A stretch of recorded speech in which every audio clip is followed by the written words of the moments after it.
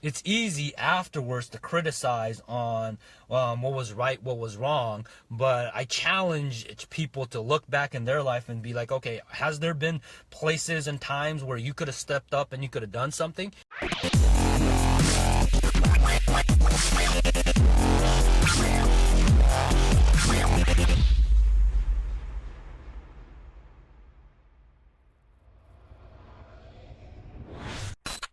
Good morning, everyone. Jeff Koga here, and it's a beautiful Monday here as I'm driving into the office. I want to talk about something that kind of popped in my head as I'm going into the office because of this past weekend. This weekend, for the folks that know, it was Easter. I was at kind of a lunch after church and hanging out with the family, right? And we're at this pho restaurant and we're there and they have a TV in there, okay? I'm on a low information diet, meaning I don't really try to follow anything quote unquote that mainstream media really talks about. Why? Is because it doesn't really affect me, and I'm a firm believer that big mainstream media they're just headlines, right? They just say things to get people riled up and to get people to click, get people to watch the news, and use a lot of scare tactics. Why? Is because they're selling news, okay? So, which is nothing wrong with it, right? So as a marketer, I get what they're doing, but what's interesting for me, and the reason why I've been following the topic of United, is because last quarter I made a conscious decision to get back into swing trading. And swing trading, for those folks that don't know, it's trading stocks on a daily or weekly basis. So it's not day trading, right? Day trading is trading stocks on like every day, and you make anywhere between 10 to 15, maybe 20% if it's a great day, and you get in and you get out. So swing trading is literally you hold on to your position maybe about 24 hours, 48, 72 hours, and that's about it. You never go past like a week. But I got into doing that back in 2008, 2009, when the real estate market crashed, so that way I can make some income, and I did fairly well on it. So this year in Q1, I went back to actually learning and studying about all of this stuff, like charting out graphs and learning about how getting myself actually back into the groove of things. And this quarter in Q2, I will be making some trades, and I will be going back to it.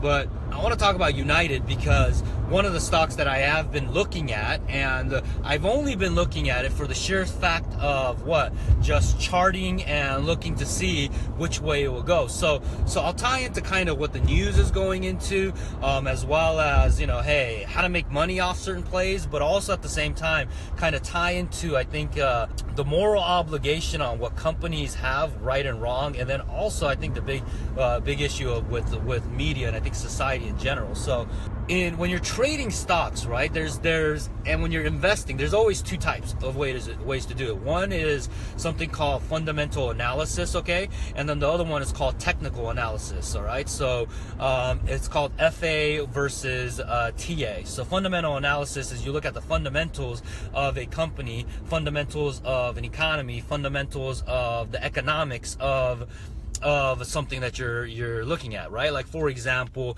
if you're doing stocks, you're looking at the fundamental analysis is like, hey, what is their PE ratio, profits to earning ratio?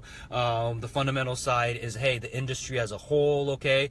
And if you're looking at it more of like real estate, right, like investing or whatever, you look at the macroeconomics of that location where that property is located, right? How many people are actually migrating in? How many people are actually leaving that pocket? What are the actual jobs, okay, growth in that area, okay? Are more people homeowners? Are more people renters, okay? What's the median household income, right? What's the household mix, right? Those are all considered to be fundamental analysis. Why? Is because you're looking at the fundamentals, right? So versus the other side of trading, or versus the other side of actually actually analyzing something is called a technical analysis, or TA.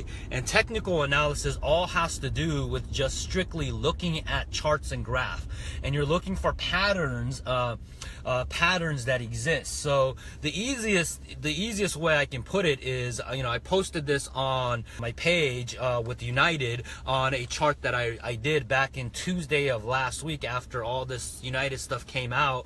The sheer fact of to just show how it works. So in layman terms, what's the easiest way for you to understand is there's something called a support line and there's something called a resistant line, right? And these are literally two bars that you have, right? Support, resistance, okay? And most things when it trades, all right? And this is in any market, okay? You can be real estate, you can be looking at commodities market, you can be looking at the equities market, all right? So I'm talking about the stock market, real estate, whatever it is. When you start looking at charts, right? You start seeing a channel. Okay, this channel that something moves in up and down, and technical analysis is just strictly looking at that channel, and based on that channel you decide to say, okay, did it break the resistance level, did it break the actual support level? Okay, meaning that did it go down or did it go past that line that you see that's a typical channel that they have.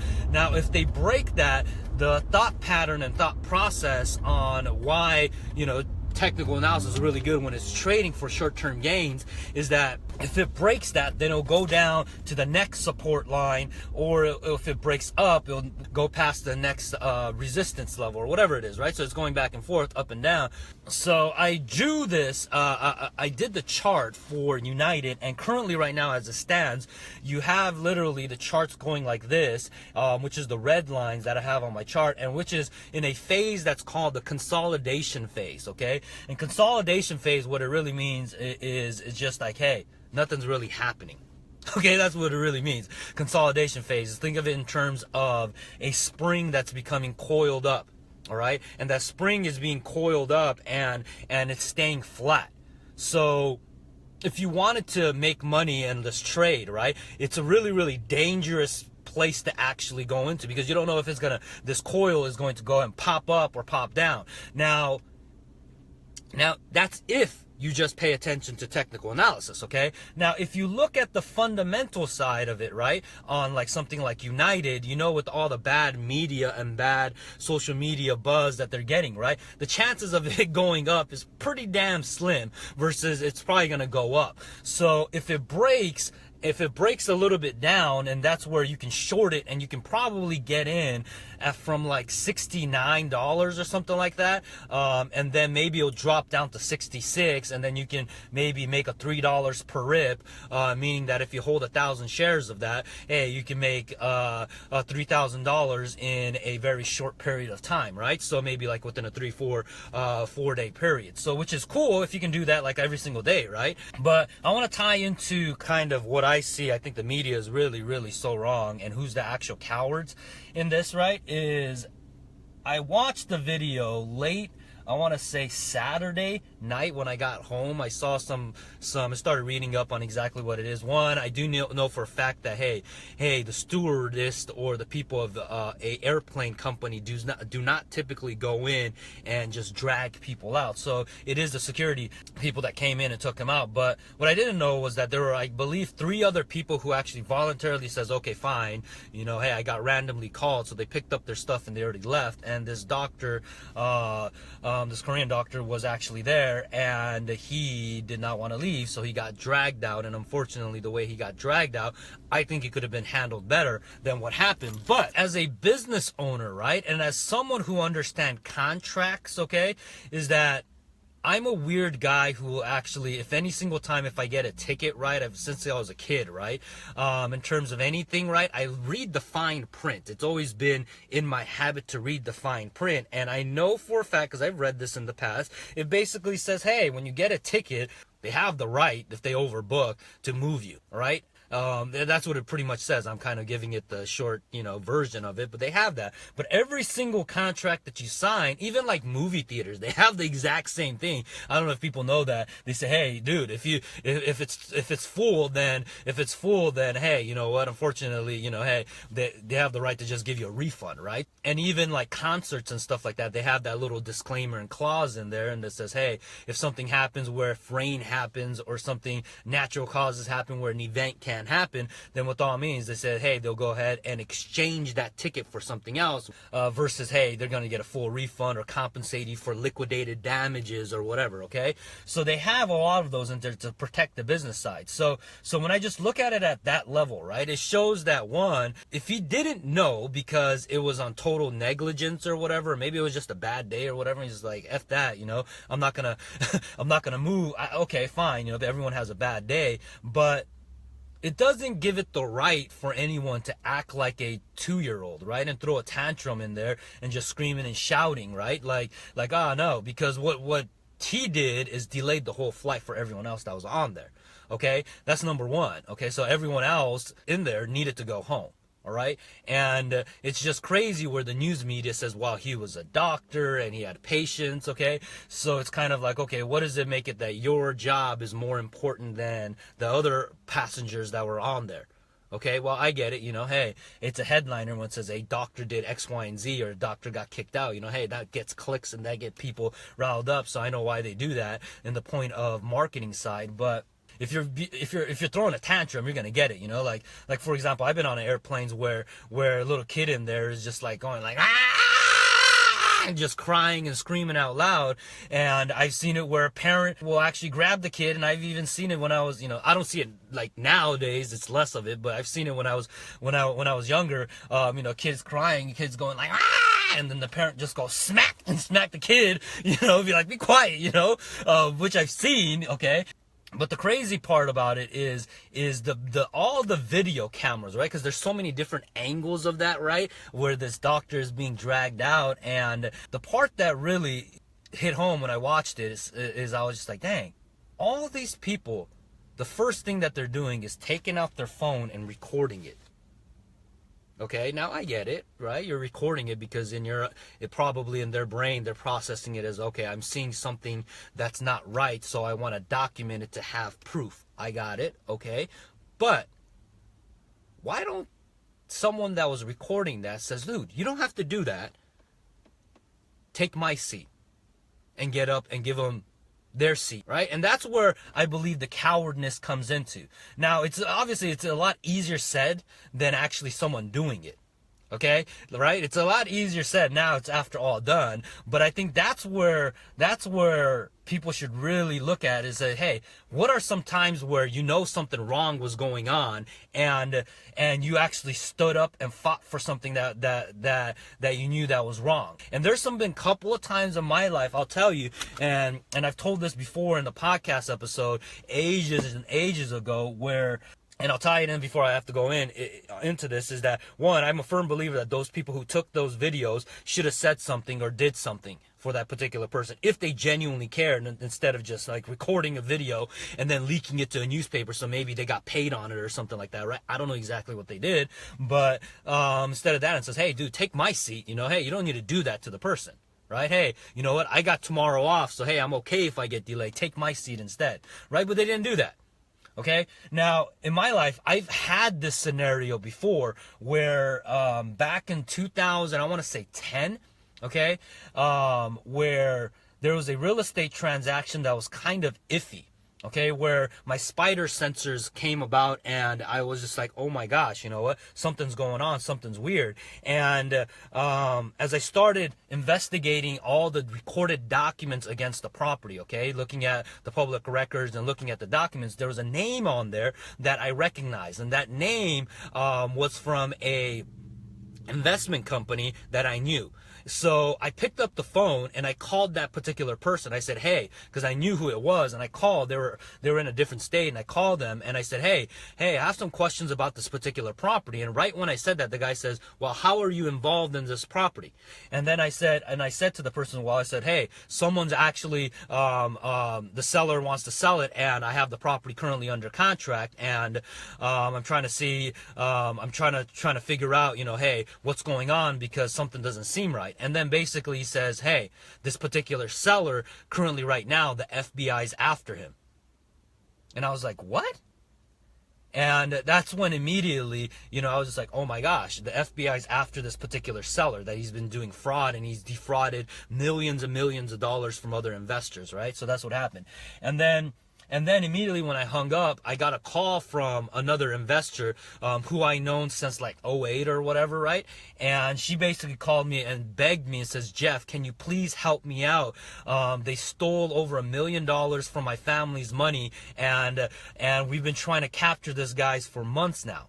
And I don't even know if I should publicly talk about it, right? Because I'm, I don't know what happened since then with that person. But I felt really bad, I was like, dang, like imagine like you're trying to do a real estate deal or whatever, and then you lose like your family's money, right? Like they gave it to that person, and that person thought that they're doing a great real estate investment deal, and then poof, the money's gone. So she said, and at that time I was just like, you know what? Let me help you.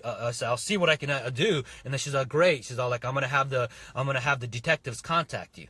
Okay, and that's what happened. And then immediately after that, I talked to my partners about this, right? And they were just like, nah, stay away from this. Stay away from this. They were just like, do not get involved. You don't need the headache. You don't need, anything to happen on this, right? Especially you got the federal government involved, and you have the FBI getting involved on this. Stay away, stay away.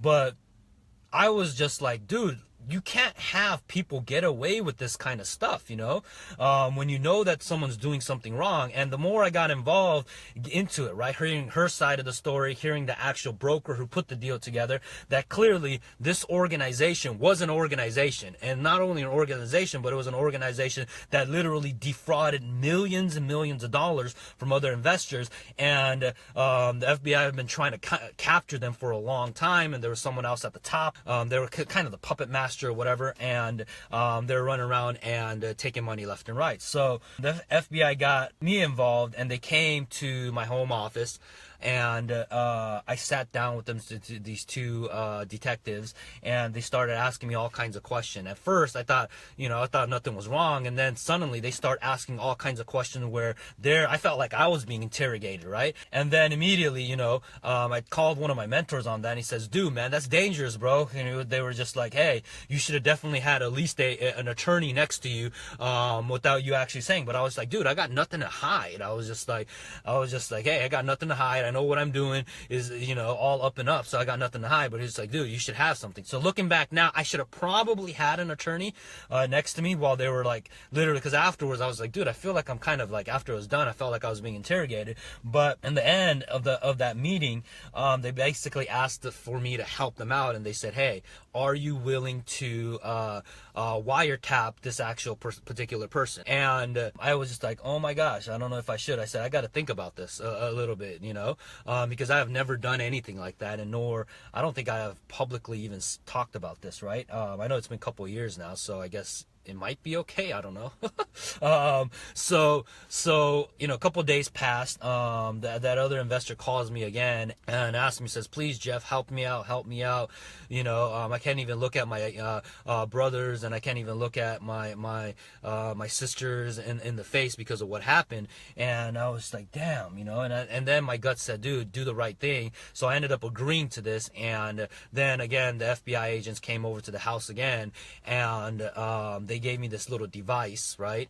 This special device you put in your actual ear, and you're supposed to put the phone over the ear, and then when you do that, you can record the other side and your conversation as well, and that's literally like your wiretapping. So as they say, right, the snitches get stitches. So I ended up having conversation with this particular person that was being investigated, and there was a couple things that the FBI agents wanted me to ask the direct question, and if I asked that question, I had to be quiet and wait for the response of that person. And one of the questions was, did you buy this did you own this property with all did you buy this with your own money? And then the person's going to say yes, right? That was one of the key questions. And the other one is, do you own this property free and clear? And then the answer was yes. Okay, so I'm on the phone, and then I was just like, oh. And then there was another one I won't say, but I asked those questions, and the guy said yes, yes, and yes. And I was like, oh snap, we got him. And so we ended up, I ended up hanging up the phone, called the FBI guy and says, look, I got it on tape. I said, come over and pick it up. Okay, so they come over, and we meet again. This is like I want to say third time meeting with these FBI detectives, and I give them the actual wiretap, right? It's that device, again, the earpiece, and it was like this recording device. It was actually pretty damn nice. I was like, wow, okay. And I give it to them. I was like, so you're gonna get these bad boys? That's what I said. And then the guys are like, it doesn't work like that. I was like, what do you mean? So you're not gonna go in and bust in some doors and capture them handlock? He's like, it doesn't operate that way. And I was just like, okay. And I was like, so what happens next? He's all like, well, you did your part. You did your part, Jeff. Thank you so much for this. And he says, here's a document I need for you to sign. And they kind of gave me an affidavit on there. And again, probably looking back now, I should have probably had an attorney next to me signing that. That was just ignorance and being naive and young. Because in my brain, I'm saying, hey, I'm doing the right thing. So I signed this affidavit. And I thought, cool, we got the bad guys. Right? And a couple months passes, right? I forget about it a little bit, right? But even still in the back of my mind, I'm just like, I wonder what happened to her. I wonder, and thinking about that investor. And then she calls me up and she asks me, the investor calls me back up. I knew of her, and we became friends because I was one of the speakers in Vegas at one time when we had like 500 investors. I was on stage speaking, and then after the event, she approached me because I was in California, and that's how we kind of became friends. So she talks to me. And she says, oh my gosh, Jeff, nothing has happened since then. I was like, what do you mean? She's all like, yeah, nothing has happened. He's all like, they don't want to move. And I was just like, what do you mean they don't want to move? And they was like, yeah, the FBI, they don't really want this guy. They want his boss. And I was just like, what? And he was just like, yeah, so right now I'm still in limbo. My money's still out. I was able to stop this transaction that you had because they filed, she filed a list pendants, and they basically stopped that transaction from actually the guy from selling it. So, which was good, right? So she protected some of her money, not all of it, okay? And then from there, she was just like, yeah. And I was just like, well, keep me up to date on what happens. And then fast forward another 6 months, 8 months, I believe, okay? Get another call, and she goes, yeah, still nothing has happened. And it went on literally for like a couple of years, okay?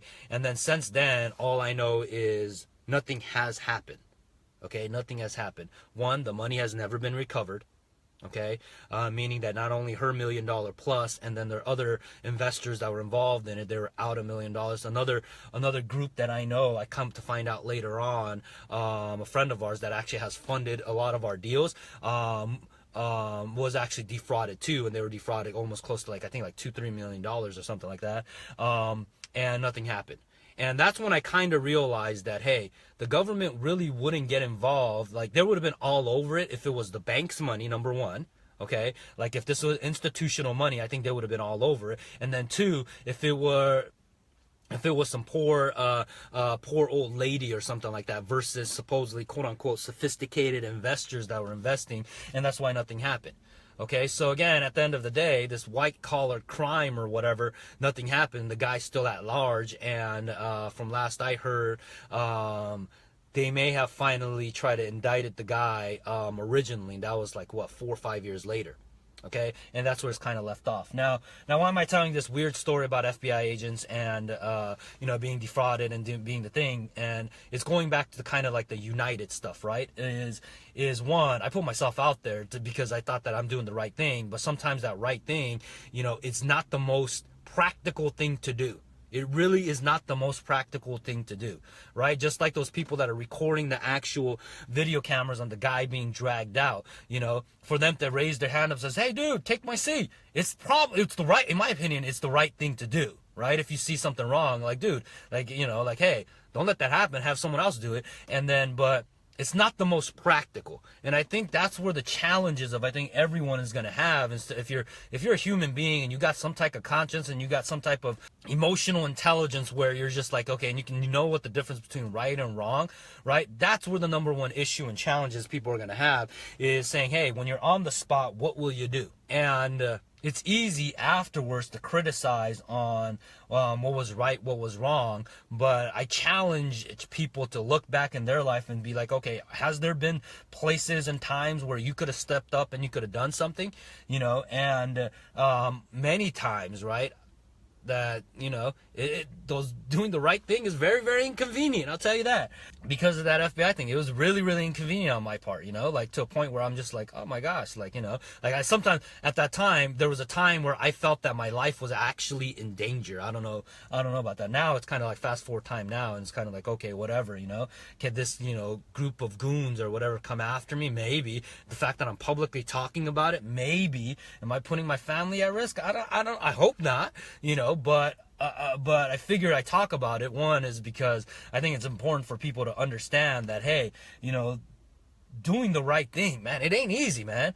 It's not easy. But what I hate the most is when you have an opportunity to do the right thing and all you did was just bitch and complain about it, and then afterwards, you point the finger at some other institution or whatever it is, when that person clearly signed an agreement and knew what he was getting into, So yeah, and look at the video. There was this Caucasian white lady that's there as the person's being dragged out, and I saw it and I thought it was weird. She was just like, oh my god, like freaking out, like, you can't be doing that, like you could have literally stepped up and be like, tapped on the shoulder, says, look, take my seat, have him sit here, and then that would have been it, but you didn't let that happen. And I think that's some of the issues and challenges of this new digital age, is people want to be news reporters versus actually being a hero and trying to actually help and save someone. So that's what I got on this morning rant. I gotta go in here,